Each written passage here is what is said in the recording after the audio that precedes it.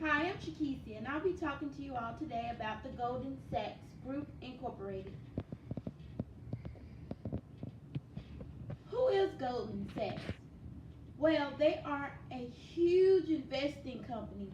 They've been around for more than 149 years. Goldman Sachs Group invests in things from technology to education to healthcare to small businesses. With that takes on a lot of responsibility.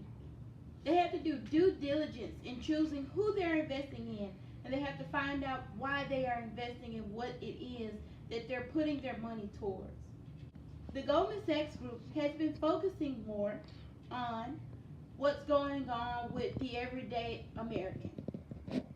In that, they decided to give out more loans to small business owners and to help consolidate debt for the everyday working class citizen. Goldman Sachs also invests in startup businesses. What we call fintech today is where consumers go online to find out different ways they can invest their money, different ways they can grow their money for their lack of trust with today's financial system. So what Goldman Sachs has done is reached out to different fin companies. In reaching out to these different companies, they've been investing in them and helping grow them so that they can have a piece of the pie as well.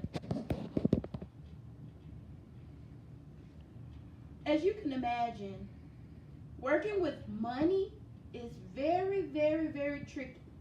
So what happens usually is that there's always something in the works dealing with legal issues.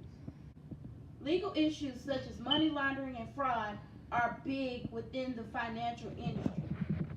Even Goldman Sachs has been around for over 140 years, and with the great legal team that they have, even they sometimes fall short of doing what they need to do to make sure that their money isn't going into the wrong hands. Recently, there was news that Malaysia has been in a bad deal.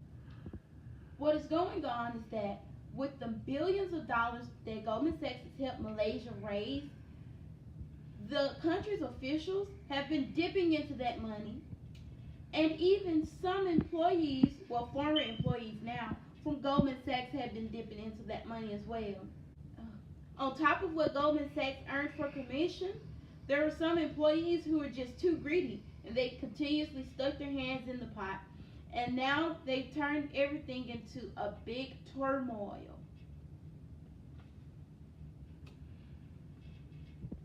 What Goldman Sachs could do, and what they are doing to stay in front of this issue, is let the legal system do its job.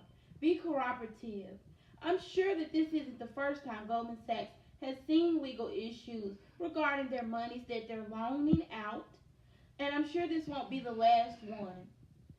The lawyers on Goldman Sachs' legal team should be, the team at Goldman Sachs is doing what it needs to be doing by being cooperative with the law enforcement.